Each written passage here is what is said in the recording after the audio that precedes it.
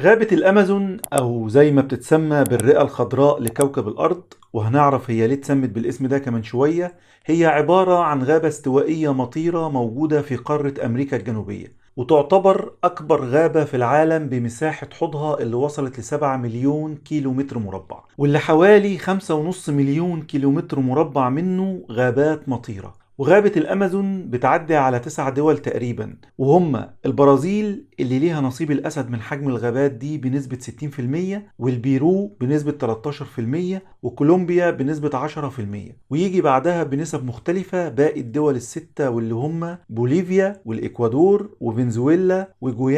وجويانا الفرنسية وسورينام. غابات الأمازون المطيرة لوحدها بس بتعتبر أكتر من نص مساحة الغابات المطيرة اللي لسه موجودة على الكوكب، وأكبر الغابات من ناحية التنوع البيولوجي عشان فيها حوالي 390 مليار شجرة بتتكون من 16 ألف نوع مختلف. مش بس كده، ده كمان فيها أكتر من 2.5 مليون نوع مختلف من الحشرات، وكمان 2000 نوع مختلف من الثدييات والطيور، وحوالي 2200 نوع مختلف من الأسماك، ده غير كمان الزواحف والبر مائيات.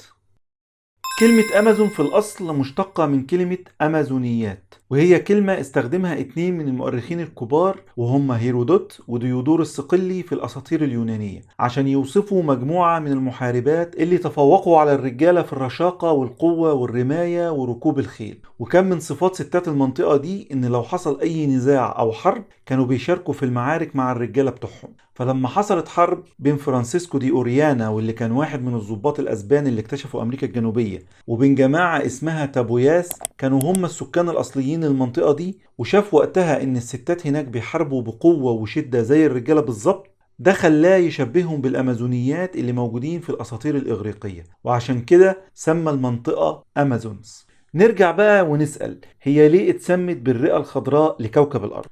الإجابة بكل بساطة إن غابات الأمازون بتخزن ما بين 90 و 140 مليار طن من الكربون، وده بدوره بيساعد في استقرار المناخ العالمي بسبب إنه بيقلل من أخطار انبعاثات الغازات الدفيئة اللي بتسبب احتباس حراري في النهاية. مش بس كده، دي كمان بتنتج كميات كبيرة جدا من المية، لأن زي ما معهد الأبحاث الحكومي الأمريكي قال ممكن لشجرة واحدة قطرها 10 متر إنها تنتج يوميا أكتر من 300 لتر مية في شكل بخار بتبعته في الهواء، واللي بيتجمع في النهاية في صورة سحب وينزل على هيئة مطر في ظاهرة اتسمت بالأنهار الطائرة، ودي عبارة عن هواء مليان ببخار المية اللي بتنتجه الأشجار.